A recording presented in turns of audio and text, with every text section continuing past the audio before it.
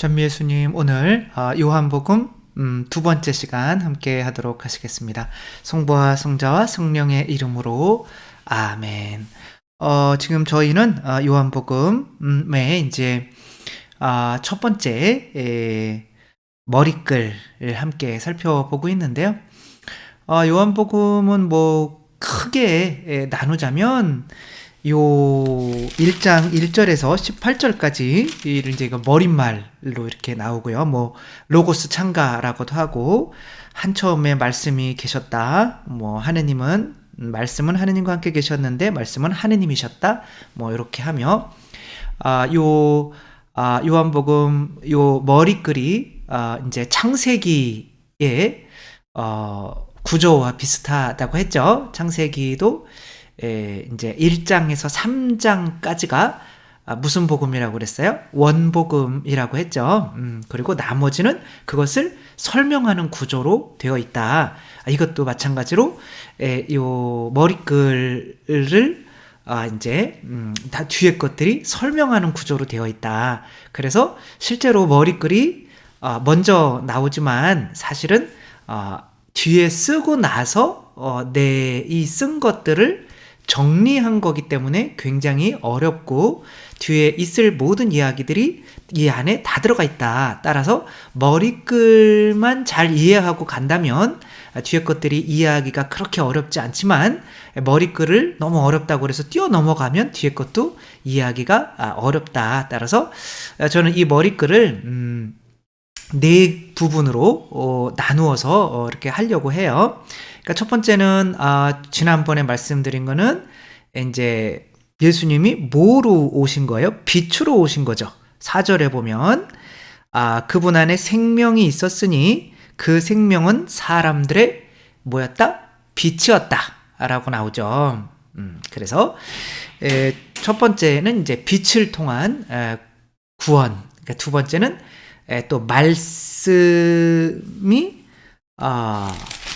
하나님과 계셨는데 말씀이 어떻게 된 거예요? 사람이 되셔서 우리 가운데 계신다는 거죠. 그래서 14절 말씀이 사람이 되셔. 여기 이제 사람으로 해석해 놨는데 이거는 이제 사람은 또 단어가 안트로포스라고 하는 게 또 있어요. 근데 여기에서는 사륵스 그러면은 살이에요. 살. 그러니까 우리의 살, 껍데기 살. 그러니까 요렇게 요한이 표현을 한 것은 그냥 말씀이 단순히 사람이 된 것이 아니라 말씀이 우리의 살이 이게 눈에 보이는 이 살이 되었다 라고 하는 그런 의미가 있는 거죠. 요거는 이제 오늘 살펴볼 것이고, 그 다음에는 뭐죠? 12절 보면 그분께서는 당신을 받아들이는 이들, 당신의 뭐를 믿는 이들, 이름을 믿는 모든 이에게 하느님의 자녀가 되는 권한을 주셨다. 그러니까 하느님의 자녀가 되는 게 구원을 받는 건데, 하느님을 믿는 게 아니라 하느님의 이름을 믿는 거죠. 그럼 도대체 하느님을 믿는 것과 하느님의 이름을 믿는 것이 무슨 차이인가? 그냥 하느님을 믿는 이들은 하느님의 자녀가 되게 해주셨다 그러면 될 거 아니야. 근데 이름을 믿는 이들만 구원을 받는다는 거죠. 그러니까 이거를 이해를 못하면 또 안 되겠죠? 그 다음에 네 번째는 예수님을 통해서 구원받는데 요한이라고 하는 인물이 여기 들어가요. 세례자 요한. 그래서 하느님께서 보내신 사람이 있었는데 그의 이름은 요한이었다. 그는 증언하러 왔다. 빛을 증언하여 6절입니다. 자기를 통해 모든 사람이 믿게 하려는 것이다. 그 사람은 빛이 아니었다. 빛을 증언하러 왔을 따름이다. 근데 빛도 아닌데 왜 요한이 이 머릿말에 이렇게 큰 비중을 차지하며 들어가야 되는지, 그렇게 4번을 하고 나면 이렇게 다시 1절부터 18절까지 읽으면 이제 여기 있는 단어들이 어떤 의미를 나타내고 있는지 알기 때문에 이제 이 18절까지 이해가 이렇게 되고, 저 해가 또 올 수가 웃기지도 않고 죄송합니다. 아무튼 그래서 저번에 한 거를 이렇게 복습을 해보면 빛으로 오셨다라고 하는 말 안에는 어떤 의미가 들어있을까요? 이제 이거는 요한의 일단은 세계관인 거죠. 그러니까 빛으로 오셨다라고 한다는 거는 빛이 오시기 전에 이 세상은 빛이 있었다는 거예요? 없었다는 거예요? 없었다는 거죠. 그러니까 이 세상에는 빛이 없는데 빛으로 오신 거예요. 그리고 이 빛이 어디 나오는 거냐라고 좀 생각을 해볼 때는 요한복음은 한처음에 엔 아르케라고 하면 이제 한처음에 이렇게 되는 건데 브레시트 그러면 또 한처음에 요게 책의 제목이라고 그랬죠. 앞에 두 단어가 그러니까 또 한처음에 요것이 이제 창세기에 이렇게 나오는 그 창세기의 빛은 하느님께서 첫 번째로 창조하신 거죠. 그러니까 그래서 예수님이 이 첫 번째 창조된 빛이었다라고 한다면 무슨 상황이 벌어지냐면 예수님도 피조물이 돼요. 그러면 예수님이 피조물인가요? 그러면 이걸 뭐라고 그러냐면 옛날에 아리우스 이단이라고 해요. 그러니까 그리스도께서 존재하시지 않은 때가 있었다. 첫 번째 피조물이기는 한데 존재하지 않은 때가 있었어요. 그러나 창조에는 협력한 거예요. 여기서 뭐라고 나오냐면 이 빛을 말씀을 통하지 않고서 생겨난 것은 하나도 없다. 그러니까 하느님의 창조에 분명히 도움은 줬지만 하나의 피조물로서 하느님이 이 창조하기 위해서 도구로 먼저 창조한 첫 번째 피조물이다. 이렇게 나오면 이단이 되는 거예요. 왜냐하면 그리스도께서는 피조물이 아니시잖아요. 하느님이시잖아요. 그러니까 여기에 이런 말을 덧붙이는 거예요. 한처음에 말씀이 계셨는데 말씀 하느님과 함께 계셨는데 말씀은 하느님이셨다. 이미 하느님이셨다라고 이렇게 하는 거죠. 그러면 창세기랑 좀 어긋나잖아요. 창세기는 빛이 생겨라 이렇게 해서 첫날에 빛을 만들잖아요. 그러면 예수님께서도 그 빛이라고 창세기 분명히 다시 쓰는 거니까 그 빛은 그 빛인데 라고 여기면 이제 아리우스 이단에 빠지게 되는 거니까 그걸 이제 성자 종속설이라고 해요. 아버지 밑으로 두는 거죠. 예수님이 더 높으실까요? 아버지가 더 높을까요? 예수님은 아버지께 죽기까지 순종했고 아버지는 나보다 더 큰 분이라고 그러고 왜 나를 선하다고 하느냐? 아버지만 선하시다 그랬으니까 당연히 예수님이 높을까요? 아버지가 높을까요? 아버지가 높다고 이야기하면 이단이 될 확률이 커요. 그래서 누구한테 순종한다고 해서 낮아지는 게 아니죠.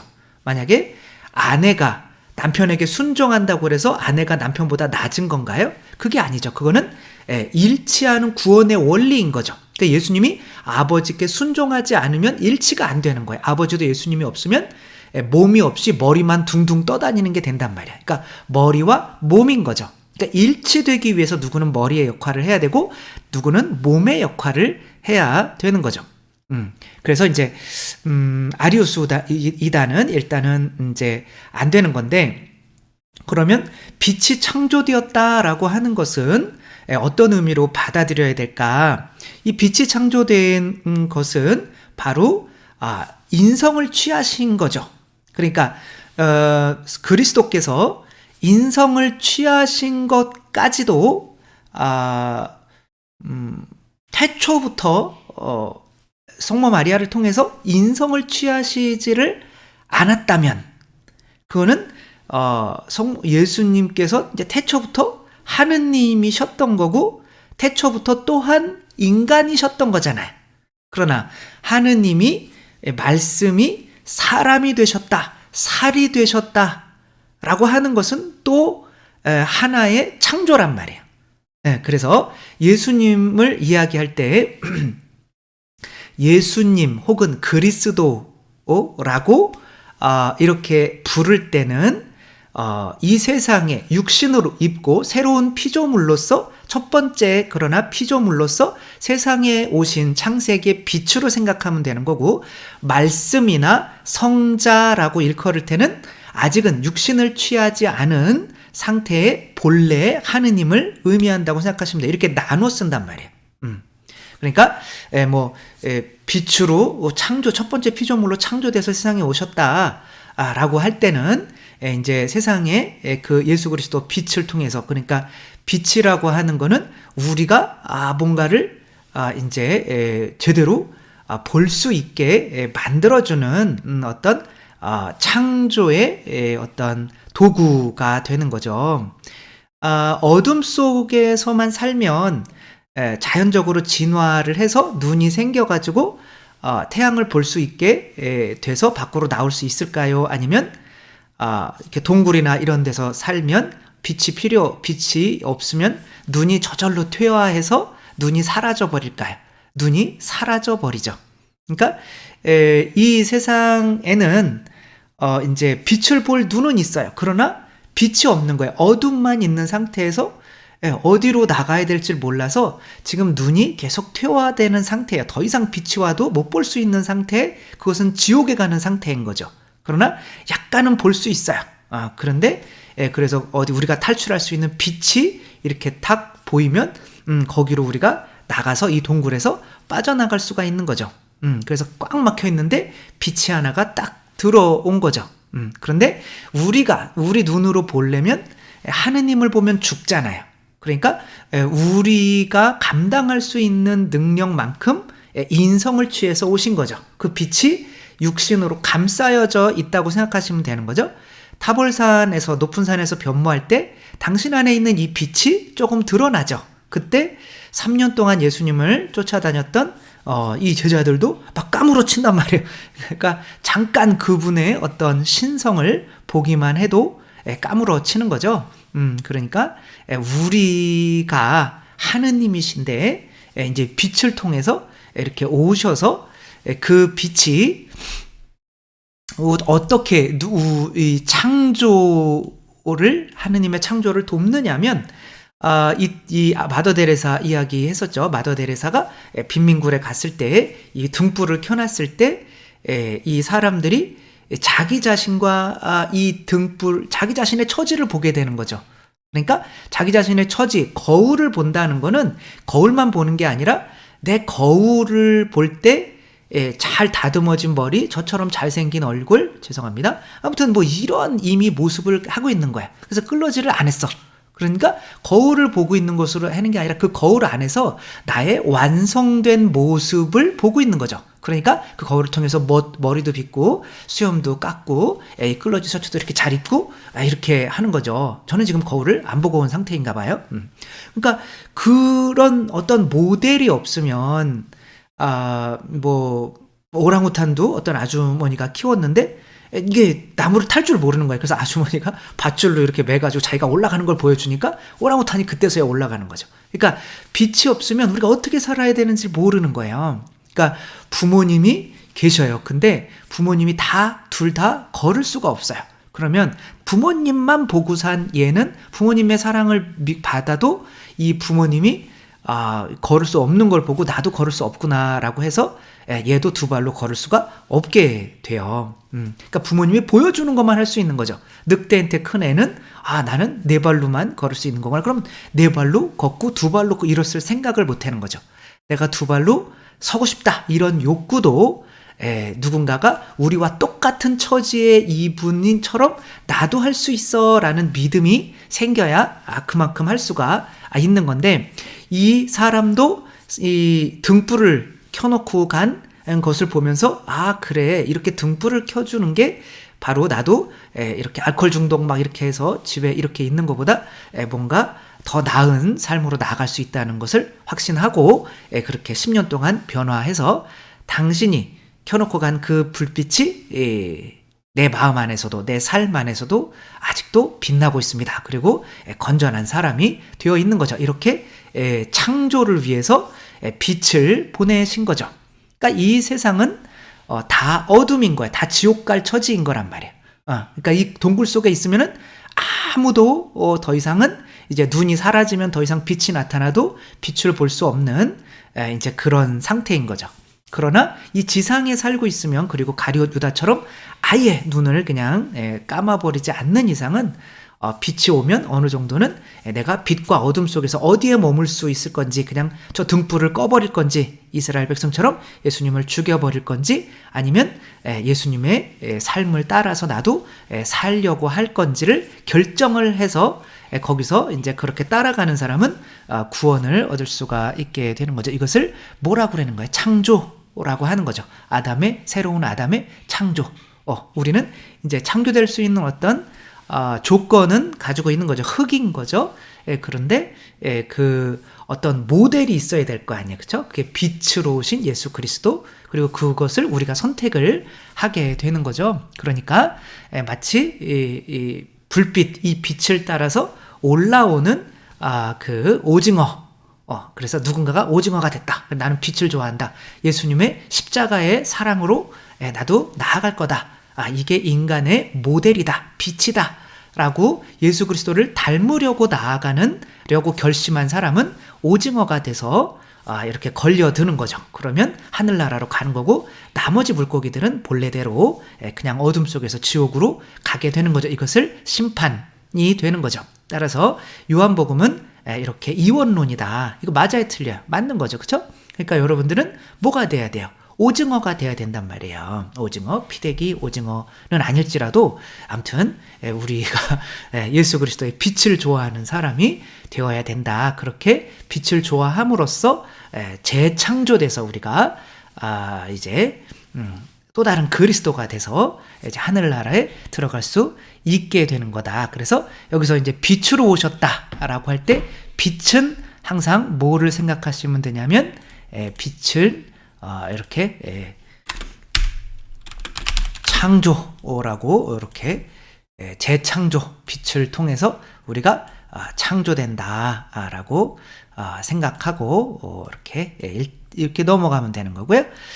그 다음에 오늘은 이제 말씀을 잠깐 저번 시간에도 말씀을 드렸지만, 말씀은 말과 숨이라고 그랬죠. 그래서 어떤 말이라고 하는 것은 어떤 이렇게 문장이 이렇게 된 거죠. 그리고 거기에 숨이라고 하는 거는 성령인 거죠. 그러니까 말은 진리이고 숨은 은총, 성령인 거죠.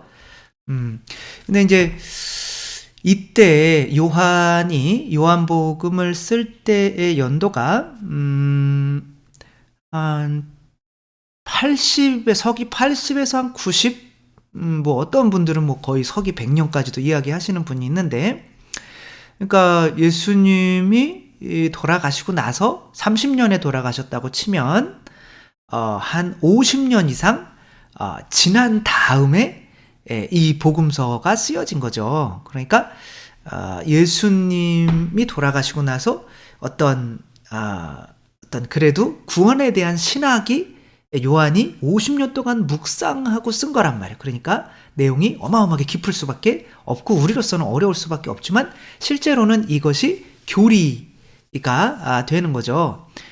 그래서 근데 이제 굳이 그때 성행했던 이단이 있었는데, 그게 뭐냐면 그노시스라고 하는 이단이에요.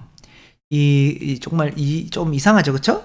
그노시스, 여기 머리 부분이 뭔가가 이렇게 삼각형이 있고, 또 이 몸도 이렇게 밑에도 삼각형이 있고, 뭔가를 이렇게 이어주는 어떤 사다리와 같은 뭔가가 있는데, 이렇게 이어주는 어떤 그노시스는 뭐냐면, 그 말 뜻은 히라보에서 나온 건데 그냥 지식이에요, 지식.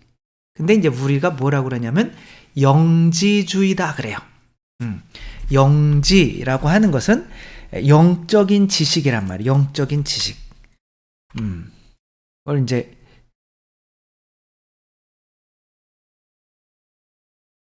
영지주의라고 한다. 영지주의.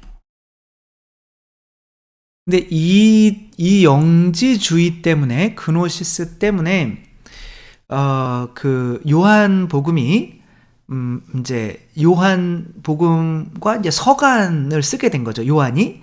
그러니까 영지주의는 이 천상 세계와 이 물질 세계, 여기가 물질이고 여기가 영이에요. 근데 이 영의 세계는 거룩하고 좋은 것이지만 요 물질 세계, 여기는 이거는 이제 선이고 여기는 물질 세계는 악이에요. 그러니까 그런데 이 악에, 이 물질에 있는 것들을 구원해 주기 위해서 이 영적인 것에서 이쪽으로 우리 이 어떤 씨앗을 이렇게 넣어 주었는데, 이 씨앗이 뭐라고 그러냐면은 로고스라고 하는 거예요. 말씀, 우리가 얘기하는 말씀이라고 하는 거란 말이에요. 그러니까 이 말씀이 사람이 되셔, 그렇게 쓰는 거, 로고스라는 말을 쓰는 것은 이미 지금 그 히랍 철학, 그리스 철학의 말씀이라고 하는 것들이 이 지금 세상에 다 어떤 개념적으로 퍼져 있단 말이에요. 그러니까 그 말씀을 위험한데 지금 요한이 굳이 이렇게 쓰고 있는 거예요. 그러니까 이미 퍼져 있는 어떤 사상에다가 조금 변화를 주면서 그리스도적으로 새로 표현을 하려고 하는 거죠. 그래서 그 사람들이 주장하는 게 뭐냐면, 물질은 악한 거기 때문에 하느님 자신이 살이 되어서 육체가 되어서 세상에 올 수는 없다, 이렇게 결합될 수는 없다라고 하는 거예요.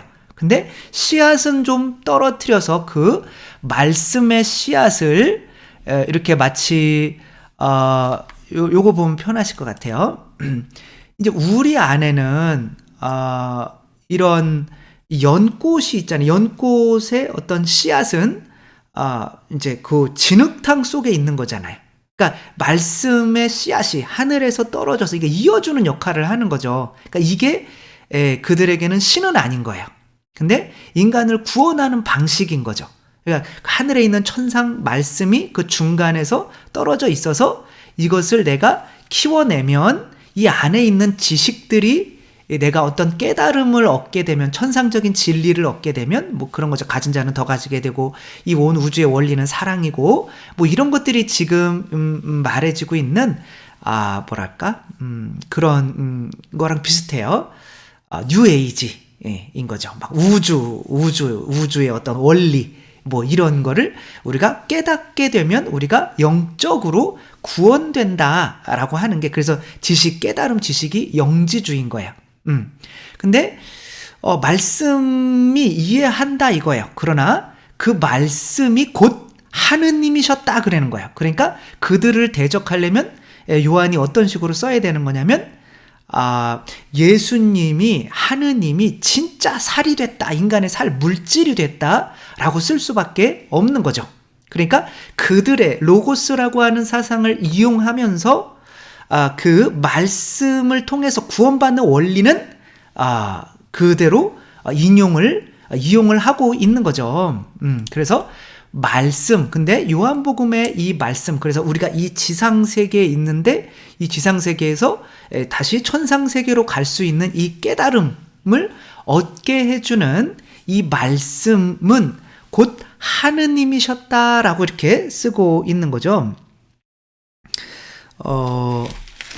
이 말씀이 하느님이셨다는 거죠. 근데 말씀이 사람이 되시어, 이제 14절을 보시면 말씀이 사람이 되시어, 여기 사람은 뭐라고 그랬어요? 살이라고 그랬죠. 그렇죠? 말씀이 사람이 되시어 우리 가운데 사셨다 는 거죠. 그러니까 우리 그 말씀의 씨앗이 떨어져서, 그게 이제 하느님은 아니지만 어떤 그냥 정신적인 깨달음이지만, 그게 이제 그노시스 영지주의인데, 마찬가지로 근데 그 말씀이 그냥 단순한 씨앗이 아니라, 예수님께서도 말씀을 씨앗이라고 표현을 하시잖아요. 농부는 아버지이시고, 아버지가 땅에다가 씨앗을 뿌리는데, 삼구, 세 가지 욕구, 그러니까 자아의 욕구에 지배당하는 사람들에게는 그 깨달음이 일어나지를 않는 거죠. 그게 길에 떨어지는 것, 길은 곧 교만, 딱딱함, 아예 말씀을 안 받아들이려고 하는 거고, 그 다음에 돌밭은 육체적인 욕구를 버리지 않은 사람은 그냥 금방 뜨거워졌다 금방 식어졌다가, 그 다음에 세상적인 욕구, 돈에 대한 욕구에 치우친 사람은 이제 나중에 뭐 잘 열심히 하다가도 돈 걱정 때문에 이제 성당에 11조 내려니까 안 나오게 되는 뭐 이런 그건 이제 그러니까 말씀으로 씨앗이 우리 안에 떨어지게 되는데 그 모델이 곧 하느님이셨다라고 하는 거죠. 그러니까 말이라고 하는 거는 한번 보면 말이라고 하는 거는 뭐 어떤 거를 의미하는 거냐면, 말이 있다 그러면 내가 어떤 가르침이란 말이에요. 그렇죠? 깨달음을 줄 수 있는 가르침인데, 이것이 영지주의는 그냥 자기의 어떤 깨달음이라고 한다면, 이 말이라고 하는 거는 곧 하느님 자신이고 하느님 자신의 모범이시란 말이야. 삶의 모범, 이렇게 살아야 돼 라고 이렇게 말씀이 세상에 오신 거죠. 그럼 이 말씀이 있다면 이 말씀은 어떤 역할을 하는 걸까요? 보이지 않는 뭐 하는 걸까요? 이렇게 물어보면 힘들죠. 그렇죠? 하나라도 가르쳐줘야지. 그러면 말씀은 어떤 것을 계시하는 거예요. 어떤 계시라는 거는 말씀이 곧 살이 됐다라고 하는 거는 눈에 보이게 됐다라고 하는 거죠. 우리 몸이 눈에 보이는 거죠. 그러니까 제가 말을 하게 되는 것도 입으로 이렇게 있으니까 뭐를 눈에 보이게 만드는 거예요. 계시하는 거예요. 그러면 뭘 계시하는 걸까요? 말은 생각을 계시하는 거죠. 따라서 예수님이 말씀이라고 하면, 그리스도께서 말씀이라고 하면 하느님 아버지께서는 뭐다? 생각이시다. 여러분, 생각이 보여요, 안 보여요? 눈에. 그래서 만약에 생각이 눈에 보인다면 말씀은 의미가 없어지는 거죠. 그러니까 말씀은 뭐냐면, 이 말씀을 보면서 깨달으면 하늘나라로 갈 수 있어요. 근데 그 말씀이라고 하는 것은 뭐냐면, 하느님 자신이 그 눈에 보이지 않는 무언가가 살 속에 들어와서 우리 안에서 하느님의 깨달음이, 하느님의 진리가 보여지는 하나의 계시란 말이에요. 따라서 아버지를 뭐 에우제니아 수녀님인가 뭐 이렇게 책자도 있잖아요. 그래서 기도문 막 해가지고 하느님 아버지를 봤다고 해서 그 앞에 표지가 하느님 아버지가 예수님처럼 생긴 그림이잖아요. 그러니까 아버지가 인간으로 우리 눈에 보일 수가 있었다면 말씀으로 또 아드님이 이 세상에 오셔서 오실 필요가 없어지는 거죠. 그래서 이 말씀은, 그래서 아버지는 절대 우리 눈에 보이면 안 돼요. 그래서 이 예수님께서는 한 인간이 되셔서 우리가 좀 보고 깨달으라는 거예요. 내가 아버지를, 하느님을 그대로 드러냄으로써 구원이 이루어진다라고 하는 것을 깨달으라고 하는 것이 말씀을 통한 구원인 거죠. 그러면 우리는 누구를 계시해야 될까요? 바로 예수 그리스도를 계시함으로써 내가 예수 그리스도가 되는 거죠. 그래서 예수님은 계속 왜 아버지를 보여달라고 그러냐? 나를 본 것이 곧 아버지를 본 거다. 이게 나는 말씀이다. 아버지의 말씀이다. 이런 뜻인 거죠. 그러니까 저는 누구의 말씀이 되어야 되는 거예요? 그리스도의 말씀이 되어야 되는데 아닐 때가 많잖아요. 그래도 이런 거 할 때는 조금은 그리스도의 말씀을 받아 전한다는 어떤 그런 노력을 하고 있으니까 약간은 닮아갈 수 있는 거죠. 그때는 이렇게 빛으로 이렇게 나와오는 어떤 삶을 살아가고 있다라고 하는 거죠. 그래서 빛을 통해서 누군가가, 하느님께서 우리를 창조하시려고 하는데 그 빛은 곧 말씀이란 말이야. 그러니까 예수 그리스도를 닮아서 내가 예수 그리스도를 보이지, 이제 그래서 이제 더 이상 예수 그리스도가 보이면 안 되는 거예요. 그래서 예수님이 하늘나라로 가서 우리 안 보이시는 거예요. 왜? 그러면 우리가 구원을 못 받으니까. 예수님이 보이면 우리가 계시를 통해서 내가 예수님을 닮아갈 수가 없잖아요. 그러니까 우리들은 누군가의 예수 그리스도의 말씀이 또 되면서 예수 그리스도가 되어가는 거죠. 그러면서 그분이 빛이시니까 빛의 세계로 나아간다는 어떤 이런 세계관을 가지고 지금 요한은 쓰고 있는 거죠. 실제로 우리는 모두가 다 아버지의 계시인 거예요. 누군가의 계시. 나는 지금 누군가를 계시하는 거죠. 지금 이렇게 네 발로 걸어 다니고 째려보시네요. 이분이 이제 이렇게 이분은 이제 짐승한테 키워지신 거죠. 지금 손도 이렇게 짐승처럼 네 발로 이렇게 뛰기에 맞게 이렇게 돼버렸죠. 짐승, 그러니까 누군가를 계시하는 거, 누구한테 컸나를 계시하는 거죠. 그러니까 우리 각자는 지금 누군가를 계시하고 있는 거예요. 그러니까 내가 하고 있는 이 말투나 요즘 아이들은 뭐 어떤 말투를 계시하고 있어. 유튜브 말투를 계시하잖아요. 그쵸? 들어보면 이건 분명히 엄마 아빠 말투가 아니에요. 근데 다 유튜브에 나오는 걸 하도 유튜브를 보니까 그러니까 그렇게 받아서 이렇게 함으로써 내가 그 것이 되는 거죠. 내가 인간의 우리 부모님을 계시하고 있다면 나는 인간인 거고 내가 하느님을 계시하고 있다면 내가 하느님이 돼서 내가 빛으로 나아갈 수 있다라고 하는 것이 요한의 어떤 이런 생각인 거죠. 이건 그냥 재밌어서 우리 이 까치가 이제 키워줬어요. 이제 새끼가 다쳤을 때. 근데 이제 개도 이 까치를 자기 애처럼 이렇게 잘 이렇게 키워주고 막 그러니까 이 개가 새끼를 안 낳는데 젖이 나와요. 여러분 유튜브에 쳐보면 나와요. 까치가 개소리를 내요. 깍깍 그래야 되는데 멍멍 그래요. 까치가. 이런 멍멍. 아무튼 그렇게 되는 이유는 뭐예요? 내가 지금 누구를 계시하고 있는 거예요? 개를 아버지로 아니까 계시하고 있는 거죠. 그러니까 예수 그리스도는 인간으로서 우리가 구원받으려면 빛으로 나아오려면 말씀이라고 하는 것이 말씀이 사람이 되셨다라고 하는 것이 우리가 받는 유일한 길은 바로 하느님의 말씀이 되는 거다. 계시하는 거다. 그런 거죠. 뭐 여기 늑대 개한테 자란 우리 옥사나 말라야라고 하는 그 여자애와 뭐 저보다 나이가 많을 수 있죠. 그리고 또 늑대한테 아무튼 보기에 참 안쓰럽죠, 그렇죠? 그러나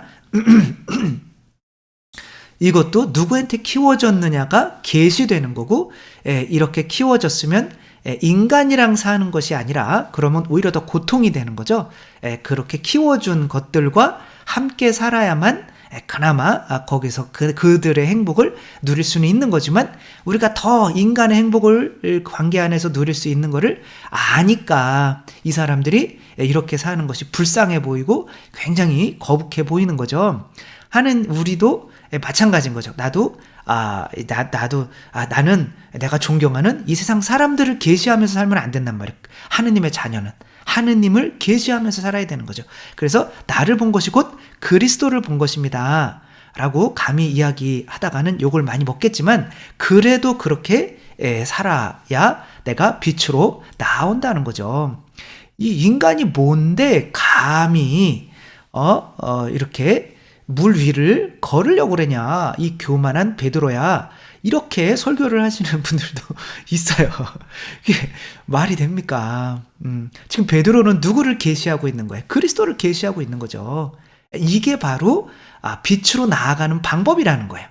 그래서 그리스도가 걸으면 나도 걸어야 되고, 그리스도가 원수까지도 용서했으면 나도 용서해야 되고, 그리스도가 십자가 못 박혔으면 나도 십자가 못 박혀야 되고, 이 길로 가는 거, 그분을 계시하는 길만이 바로 내가 빛으로 나오는 것이다. 근데 그분을 계시하는 방법을 알려주셔야 되잖아요. 14절 한번 다시 읽어볼게요. 말씀이 사람이 되셔 우리 가운데 사셨다. 우리는 그분의 영광을 보았다. 도대체 영광이 뭔지. 근데 그 영광을 보면 나도 그분의 계시가 된다는 거예요. 그래서 은총과 진리가 충만하신 아드님의 외아드님으로서 지니신 영광을 보았다. 여기서 은총과 진리가 충만하신 아버지의 외아드님으로서 지니신 영광을 보았다. 그러니까 은총과 진리는 예수님한테 누가 주신 거예요? 바로 얘네들도 다 이렇게 살지만, 비록 이렇게 살지만, 그래서 너무, 그러니까 이걸 한번 볼까요? 얘네들도 영광의 수준이 있어요. 그리고 이것을 통해서 나의 영광을 얘가 드러나게 할 수가 있어요. 그러니까 얘를 통해서 내가 드러나면 이걸 나를 영광스럽게 한다고 하는 거죠. 그러니까 저도 신부님 강의 듣고 저도 자아도 알게 되고 우리가 나는 죽었어요, 나는 그리스도입니다, 뭐 이런 거를 통해서 많은 변화를 겪었어요. 그러면은 제가 그분을 통해서 어떻게 되는 거예요? 영광이 드러나게 되는 거죠. 그런데 그렇게 영광을, 저를 계시하는 그분께서는 저에게 뭘 받은 거냐면 은총과 진리를 받은 거예요. 반드시. 그러니까 제가 주는 게 아니라 그것이 저를 통해서 나오는 거죠. 그러니까 은총은 우리가 다 알듯이 사랑인 거죠. 우리 강아지는 이 까치한테 지극정성으로 막 사랑을, 피땀을 쏟았단 말이에요. 자기 애처럼. 그러니까 심지어 젖까지 나오면서 이제 막 그렇게, 그게 은총인 거잖아요. 그 다음에 진리는 뭐예요? 나 좀 따라해라, 이런 거죠. 여기서는 개소리가 되겠죠. 멍멍 하고 그리고 심지어 날지도 않아요. 개처럼 뛰어 두 발로 이렇게 닮아가려고 하는, 이건 모범인 거죠. 그러니까 우리가 차를 만든다. 그러면 일단 만드는 사람이 있어야 되는 거잖아요. 그게 아버지인 거죠. 그 다음에 그 만들려면 어떤 걸 만들어야겠다. 어떤 설계도가 있어야 되는 거죠. 그게 진리인 거죠.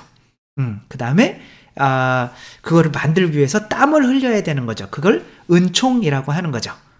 그래서 그 은총이 성령이고 피이고, 그 땀과 피이고 노력이고 에너지고, 성령이, 그 다음에 진리, 그 법칙을 만들 때의 그런 모범은, 모델, 우린 예수님을 따라야 되니까 그 모델이 예수 그리스도인 거죠. 그러니까 예수 그리스도이지만 그 안에 바로 은총과 진리가 다 들어가 있는 거예요. 예수님을 통해서 성령이 오시는 거니까 그분 안에도 성령이 계신 거죠.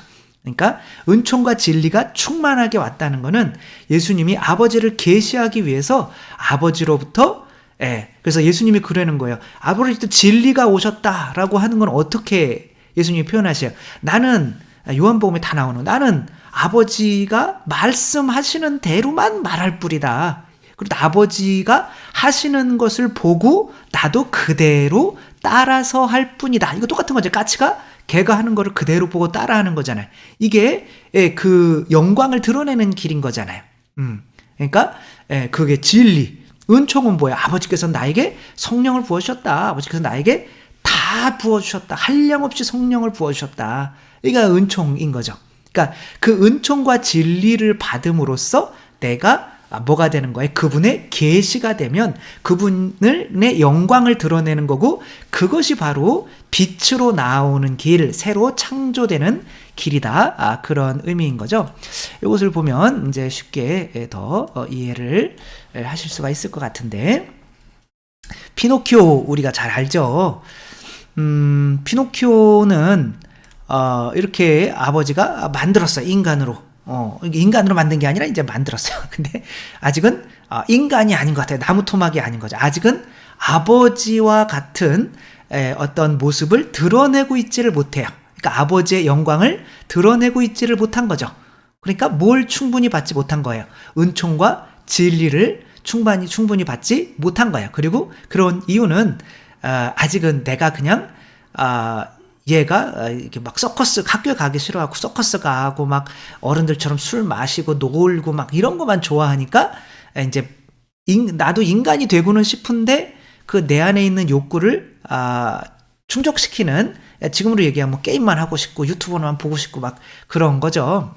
그렇게 살고 싶으니까 아버지처럼 되지를 못하는 거야. 아버지의 영광을 드러내지를 못하니까. 그러니까 학교에서 이렇게 공부하는데 너무 재미가 없는 거예요. 이렇게 하고 나는 공부하기 싫다. 그러니까 그 꼬시는 이제 늑대들이 있는 거죠. 이 늑대들이 가자 우리 재밌는 서커스단이 있단다. 뭐 그러며 갔지만 이제 거기서는 이용당하게 되는 거죠. 또 어디 갔더니 이제 뭐 당나귀가 되게 되고 점점 몸이 당나귀로 변해요. 섬에서 이제 술 먹고 막 놀고 막 그러니까 세속 육신 마귀에 빠지면 이렇게 오히려 더 인간이 되어가야 되는데 인간보다 먼 짐승의 모습으로 변해가는 거죠. 이게 짐승의 어떤 이거는 뭐 영광을 드러낸다라기보다는 어떤 본성의 수준이 떨어진다라고 할 수가 있는 거죠. 그러려면 아버지의 뭘 받아야 돼요? 은총을 받아야 되죠. 그러니까 아버지가 은총을 주려면 피잖아요. 그러니까 여기 제페토 할아버지는 어떻게 되냐면 여기 아버지는 큰 이 섬으로 들어갔잖아요. 피노키오를 찾아 나섰다가 큰 물고기에 잡아먹혀 죽는 거예요. 예수 그리스도가 사흘 동안 죽으시는 것과 마찬가지인 거죠. 우리에게 은총을 주시기 위해서. 그러니까 그렇게 죽으셨고 또 이 진리를 다른 사람을 통해서 또 들어요. 그러니까 나도 아버지처럼 저렇게 날 위해서 사랑할 수 있어야 온전한 인간이 되는구나 라고 하면서 이제 아버지를 위해서 물속으로 구하기 위해서 이게 물고기 뱃속인 거예요. 그래서 피노키오 아들이라고 하는 게 나무 토막이지만 사방팔방들 찾아다녔단다. 그래서 아버지 그동안 미안했다고 이제 은총과 진리를 받아들이지. 그리고 이제 아들이 이 아버지를 구출해내죠. 그러니까 어느새 이 아들이 이제 사람이 돼 있는 거예요. 그래서 아빠 그러면서 이제 가는 거죠. 그러니까 모든 자녀는 아버지의 은총과 진리를 표현인 거예요. 그거를 내 아버지가 누군지를 증거하며 사는 거예요. 모든 인간은. 그래서 어떤 사람은 내 아버지가 모기입니다. 남의 피를 빨아먹기 좋아하는 거예요. 돈 좋아하고. 어떤 사람은 내 아버지는 원숭이입니다. 어떤 성적인 거 좋아하고. 내 아버지는 호랑이입니다. 막 얻는 권력욕 좋아하고. 이제 그렇게 드러내게 되는 거죠. 그러면 그런 게 이제 짐승의 수준인 거죠. 그러나 창조자의 수준은 이제 피조물은 다 이제 죽는 거죠. 그러니까 창조자가 빛이잖아요. 빛이 창조하는 역할이잖아요. 그 창조자는 뭐 하는 거야? 예수 그리스도께서 십자가에 못 박혀 돌아가신 것처럼 우리도 죽어야 되는 어떤 이 삶으로 우리도 은총과 진리를 이렇게 통로가 되어주는 거죠. 그리스도께서 배우신 그래서 그리스도의 은총을 받고 그래가지고 그러려면 어떻게 해야 돼요? 내가 그분의 뜻을 따라줘야 되는데 그러려면 저도 막 사제가 되려고 했지만 왠지 내가 이분한테 더 드리고 있는 것처럼 여겨서 불평불만 왜 나를 행복하게 해주지 않아요? 신학교에 들어가서도 그러니까 성체를 영할 때 이게 은총이잖아요. 그 다음에 진리가 오는 거죠. 그래 너 나한테 많이 줬니? 난 너한테 다 줬다. 그래 다 줬다. 이거 알고 봤더니 하느님인데 저한테 다 주고 있는 거 생명까지. 근데 피조물인데 제가 하느님한테 더 드리고 있다고 내 건 하나도 없는 건데 생각을 하고 있었던 거죠. 그러니까 이제 흐르게 되는 거죠. 그분의 이제는 내가 그분의 은총과 그걸 이제 내 피를 흘려줌으로써 그렇죠? 작게나마 이런 거를 하는 것도 아주 쉬운 일은 아니잖아요. 그러니까 이런 그 피를 약간 흘려서 이렇게 은총이 여러분에게 가게 하고 또 여기에 어떤 또 진리가 들어있고 또 이것을 통해서 내가 이렇게 함으로써 나를 통해서 그리스도께서 조금이라도 계시되게 함으로써 내가 그리스도와 닮아가게 되는 것이 바로 이제 구원으로 빛으로 나아가는 것이다. 그 이야기를 이제 말씀을 통해서 하게 되는 거죠. 따라서 말씀이 구원이 되시는 방법은 아버지의 계시, 아버지의 나를 본 것이 곧 아버지를 본 것이다. 아버지의 계시를 통해서 되는 건데 그러려면 아버지로부터 뭘 받아야 된다? 은총과 진리를 받아야 된다. 따라서 이렇게 나와요. 율법은 17절 보면 율법은 모세를 통하여 주어졌지만 이게 뭐예요? 인간이 되어야 된다는 것은 알아요. 이건 안단 말이에요. 인간이 되어야 되는 거, 서로 사랑해야 되는 거. 그게 인간이 된다는 게 뭐야? 창조자가 돼야 되는 거죠. 그렇죠? 그러니까 하느님은 사랑이시잖아요. 그 사랑은 내어주는 거고 피조물들은 이렇게 긁어 모으는 거잖아요. 그러니까 서로 사랑해라 이 율법은 모세를 통해서 주어졌어요. 그러나 내가 그리스도의 계시가 되지 않으면 절대로 그 사랑이 나를 통해서 이루어지지가 않아요. 피조물 안에서는. 내가 아무리 사랑하려고 하더라도. 그래서 이 아이가 아버지의 그 피와 진리 가르침을 통해서 이 아이도 나도 죽을 수 있게 됐을 때 비로소 그 모세의 율법이 나를 통해서 지켜지게 되는 거죠. 그러나 바리사의 율법학자들은 우리 사랑해야 되는 거 아는데 당신이 왜 필요하냐고. 그러니까 율법만 있으면 된다. 그래서 은총과 진리를 우리에게 주러 오신 예수님을 십자가에 못 박아 죽인 거죠. 그들은 실제로는 이 세상의 어떤 명예나 이 세상의 돈이나 이런 것들을 좋아했기 때문에 이제 알면 우리가 항할 수 있다. 그러니까 영지주의 수준에 있었던 거죠. 그러나 그런 말씀이라고 하시는 그분 안에 은총과 진리가 충만하지 않으면 우리는 이제 그 어떤 변하게 되는 게 그분의 은총과 진리를 받아서 그분을 계시함으로써 우리가 사랑을 실천할 수 있게 되는 거지, 사랑을 해야 된다라는 것을 알므로써 실천할 수 있는 사람은 단 한 명도 없다. 만약에 그렇게 된다면 예수님이 인간이 되셔서 이 세상에 오실 필요가 없으신 거죠. 이렇게 오늘은 이렇게 말씀을 통해서 여기서 이제 말씀의 의미, 자, 빛의 의미는 아까 뭐라고 그랬죠? 빛은 바로 창조하는 거다. 그래서 창조를 통해서 구원을 하는 거다. 그래서 빛, 그러면 이제 앞으로 빛 계속 나와요. 그러니까 만약에 유다가 예수님을 팔아넘기로 갔다. 근데 때는 낮이었을까요? 밤이었을까요? 네, 때는 밤이었다. 왜? 어둠으로 가는 거야. 이제는 지옥으로 가는 거죠. 그러니까 예수님이 빛이시니까. 그러니까 여기에서는 빛을 통한 구원이라는 거는 모든 인간은 다 지옥 갈 처지인데 예수 그리스도를 통해서만 구원받는다라는 것이고, 그 다음에 그 방법은 말씀이 사람이 되시는, 말씀이 살이 되시는 거다. 아버지의 은총과 진리를 받아서 아버지 내 자신을 죽이고 아버지의 그 은총과 진리를 우리에게 흘려보내 주심으로써 나를 본 것이 곧 아버지를 본 것이다 라는 삶을 통해서 당신이 창조자, 빛으로 이 세상에 오신 거고, 우리도 그렇게 빛이 되지 않으면, 그리스도의 말씀, 계시가 되지 않으면 빛으로 나오는 것이 아니다 라는 것을, 이게 그 구원이 그렇게 머릿속에 들어와 있으니까 이런 말을 할 수가 있게 된 거죠. 그리고 뭐 그분의 충만함에 16절 보면 우리는 모두 은총의 은총을 받았다. 은총과 진리라고 할 수도 있고, 여기에서는 이제 또 그 도움의 은총, 생명의 은총이라고도 할 수가 있는 거죠. 그래서 은총과 진리, 그러니까 은총의 은총을 받았다. 혹은 예수님을 만나기까지, 빛을 만나기까지 동방박사들이 별을 보고 왔죠. 이게 도움의 은총. 여러분이 성체를 영하기 전까지 반드시 교리도 받아야 되고 어떤 은총을 받아야 돼요. 그러나 그것으로 구원받는 건 아니에요. 그게 도움의 은총이란 말이에요. 그 다음에 성체 하느님 자신이 밥을 먹고 마셔야 내가 하느님이 되어서 구원을 받게 되는 거죠. 따라서 요것을 요것은 이제 조금 더 자세히는 또 다음 시간에 우리가 왜 그리스도의 이름을 믿어야 되는지에 대해서 또 말씀을 드리도록 하겠습니다. 주님께서 여러분과 함께 전능하신 천주 성부와 성자와 성령께서는 여기 모인 모든 이에게 축복을 내리시어 길이 머물게 하소서. 주님과 함께 가서 복음을 전합시다. 하느님 감사합니다. 성부와 성자와 성령의 이름으로 아멘. 감사합니다. 사랑합니다.